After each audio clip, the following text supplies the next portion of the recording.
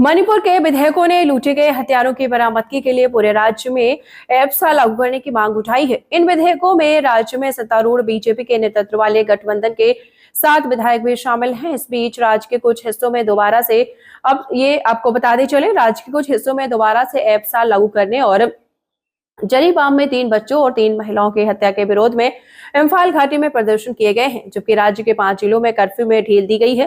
केंद्र ने 14 नवंबर को हिंसा प्रभावित जरीबाम समेत मणिपुर के 6 पुलिस थाना क्षेत्रों में सशस्त्र बल विशेष अधिकार अधिनियम यानी कि एप्सा फिर से लागू कर दिया गया है। एक संयुक्त बयान में 10 विधेयकों ने कहा है कि पिछले 3 मई से विद्रोहियों द्वारा लूटे गए 6000 से अधिक अत्याधुनिक हथियारों की बरामदगी के लिए पूरे राज्य में एप्सा लागू किया जाना चाहिए। इसके बाद से आपको बताते चले, हिंसा रोकी जा सकती है क्योंकि हिंसा रोकने के लिए जरूरी कदम है। इधर मणिपुर के हिंसा बढ़ने के बीच केंद्रीय सशस्त्र पुलिस बल की 8 कंपनियां राज्य की राजधानी इम्फाल पहुंच चुकी हैं। इन्हें संवेदनशील और सीमांत क्षेत्रों में तैनात किया जाएगा। एक अधिकारी ने जानकारी दी है कि इन कंपनियों में एक महिला बटालियन भी शामिल है।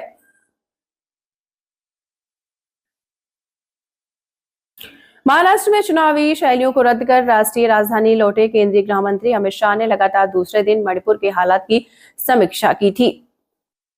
शाह ने राज्य और केंद्रीय सुरक्षा बलों को राज्य में जारी हिंसा को तत्काल रोकने के लिए हर संभव कदम उठाने को दिशा निर्देश भी जारी किया है। आपको बताते चलें, इसके साथ ही केंद्र सरकार ने केंद्रीय अर्धसैनिक बलों यानी कि सीआरपीएफ के अतिरिक्त 50 कंपनियों को राज्य सरकार की मदद के लिए मणिपुर भेजने का निर्णय भी लिया गया है। 2 दिन पहले ही केंद्रीय गृह मंत्रालय सीआरपीएफ की 20 कंपनियां मणिपुर भेजी जा चुकी हैं। केंद्र और राज्य के वरिष्ठ अधिकारियों के साथ बैठक में शाह ने हिंसाग्रस्त इलाकों में सुरक्षा बलों की तैनाती और हिंसा रोकने के लिए अभी तक उठाए गए कदमों के विस्तार से जानकारी मांगी थी।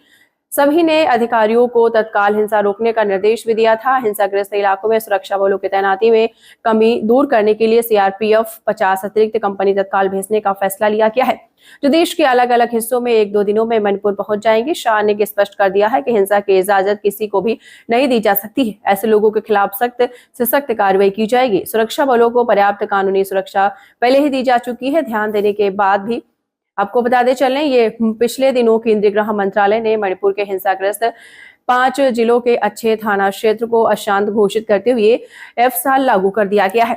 एप्सा लागू होने के बाद सुरक्षा बलों को कानूनी सहायता मिल गई है।